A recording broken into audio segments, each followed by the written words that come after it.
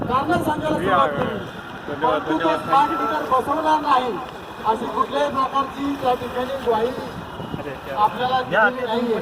त्याच्यामुळं हे आंदोलन अशाच पद्धतीने चालू राहील. लोकांनी लोकांच्या लोकहितासाठी सुरू केलेलं आंदोलन आज 100% त्या ठिकाणी बंद पूर्ण होतोय आणि आपण सर्व संघटना, सर्व राजकीय पक्ष, व्यापारी संघटना खऱ्या अर्थाने कुठला बंद जर यशस्वी करायचा असेल तर त्यांना व्यापाऱ्यांचा सहभाग पाहिजे असतो, परंतु हे लोकहितासाठीचं कर्तव्य बजावण्यासाठी हा बंद व्यापाऱ्यांनीच लोणावळेकरांसाठी पुकारल्याबद्दल मी व्यापारी संघटनेचे आभार मानतो आणि मानतो. जय हिंद, जय महाराष्ट्र. या बंदला या मावळ तालुक्याचे लोकप्रिय कार्यसम्राट आमदार सुनील शेळके यांचाही पाठिंबा असं जाहीर करतो आणि थांबतो. जय हिंद, जय महाराष्ट्र.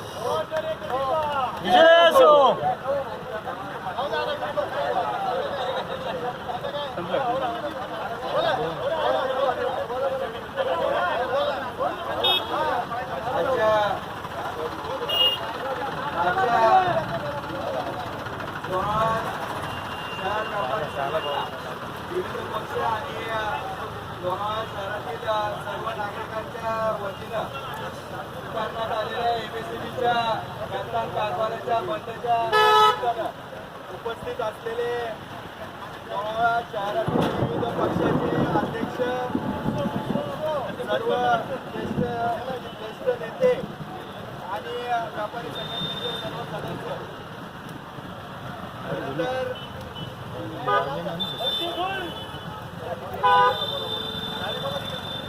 तर आज लोणावळा शहरातील सामान्य नागरिक, व्यापारी आणि सर्वांनीच बंद घेऊन संपूर्ण एमएससीबीच्या गंतान कारभाराच्या विरोधात आज पाठिंबा दर्शवलेला आहे. आणि आमच्या सगळ्यांचं काम आहे की आज ज्या वेळेस या बंदला सगळ्या लोकांनी पाठिंबा दर्शवल्यानंतर या सामान्यातल्या सामान्य नागरिकांना, व्यापाऱ्यांना, टपरीधारकांना न्याय मिळवून द्यायचं काम हे आता तुमच्या आमच्या सर्वांवरती आहे. त्यासाठी आपण आता पाऊस जरी आला तरी या पावसामध्ये भिजून आपण इथं आंदोलन करत आहोत.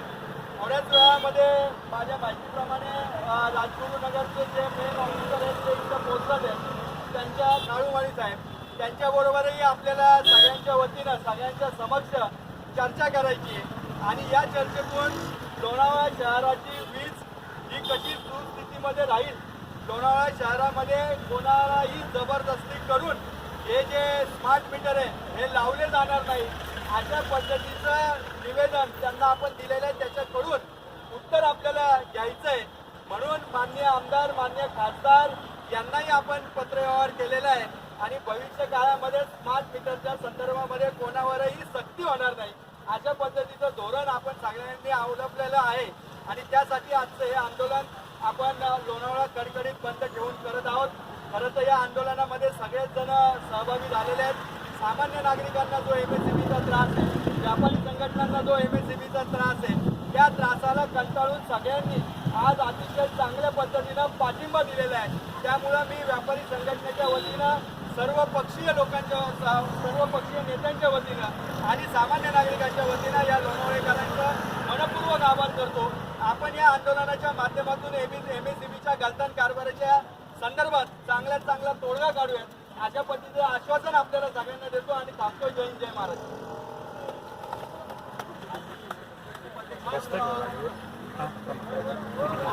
बॅग ठेवा तुमची इथे.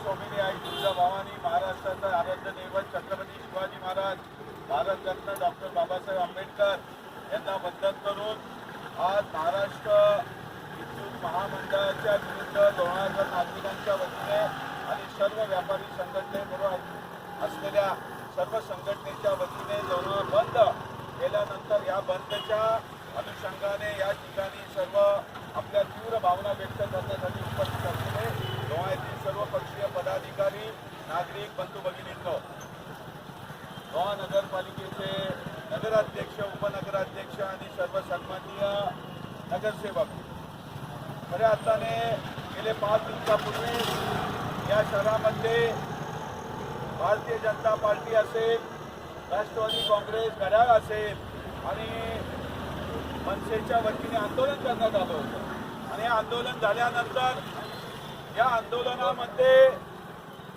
तीव्र भावना, लोकांच्या तीव्र भावना व्यक्त केल्यामुळे मनसेच्या पदाधिकाऱ्यांवरती गुन्हे दाखल झाले. आणि या गुन्हे दाखल झाल्याच्या विरुद्ध याच ठिकाणी या चौकामध्ये आंदोलन करण्यात आलं. पोलीस प्रशासनाच्या विरुद्ध आणि महाराष्ट्र विद्युत महामंडळाच्या विरुद्ध एक लोकांचा आक्रोश या समोर आला. आणि आक्रोश येत असताना यापुढे कारवाई जर करण्यात आली नाही, लोकांना यातून एक न्याय देण्याचा प्रयत्न झाला नाही, तर यापुढे लोहा शहरात बंद पुकारून या आंदोलनाची तीव्रता अशाच प्रकारे चालू ठेवण्यात येईल. अशा प्रकारचे एक भावना, लोकभावना त्या ठिकाणी व्यक्त करतात. गेले जून महिन्यामध्ये आता जून महिना पावसाने दडी मारली होती आणि आज या लोकांच्या भावना, तीव्र भावना पाहून आज पर्जन्य मानाने सुद्धा, भगवंताने सुद्धा या लोकांच्या भावनेला साथ देण्यासाठी आज एक चांगल्या प्रकारचं पर्जन्यमान सुरू झालं.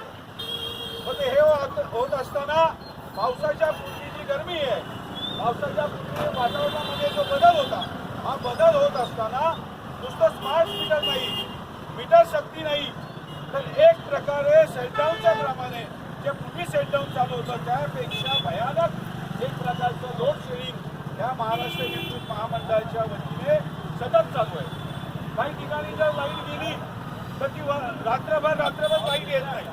लोकांना आपल्या भावना कशा व्यक्त करायच्या हे मी मागच्या आंदोलनामध्ये सुद्धा सांगितलं होतं की लोकांच्या ज्या भावना आहेत त्या भावना लोकप्रतिनिधी असतील, लोकपदाधिकारी असतील, या लोकपदाधिकारी, पक्षपदाधिकारी यांना सांगितलं जातात आणि पक्षपदाधिकाऱ्यांची एक ठिकाणी प्रशासन, एक ठिकाणी शासन आणि एक ठिकाणी लोकप्रतिनिधी यांची कुचंबना झाल्यानंतर ह्या पदाधिकाऱ्यांच्या मार्फत हा न्याय देण्यासाठी, लोकांना न्याय देण्यासाठी हे आंदोलन केलं जातं. आणि हे आंदोलन लोकप्रतिनिधींचं असताना सुद्धा प्रशासन या ठिकाणी कानाडोळा करून आज ठिकाणी आंदोलन चालू आहे. पाऊस आहे, प्रशासनाचे पदाधिकारी या ठिकाणी दिसत नाहीये, पोलीस अधिकारी या ठिकाणी दिसत नाहीये, पोलीस प्रशासन दिसत नाहीये. तर लोकांच्या भावना तीव्र आहेत, पण प्रशासन पूर्णपणे मट्टपणे या लोकांच्या भावनेकडे दुर्लक्ष करण्याचा प्रयत्न करत आहे. आता हा लोणावळा शहराचा प्रश्न नाहीये, तर हा पुणे जिल्ह्याचा प्रश्न नाहीये, हा महाराष्ट्राचा प्रश्न नाहीये, तर हा देशाचा प्रश्न आहे. परंतु या सर्व लोकांच्या प्रश्नाकडे कानाडोळा करायचा प्रयत्न केला जात आहे.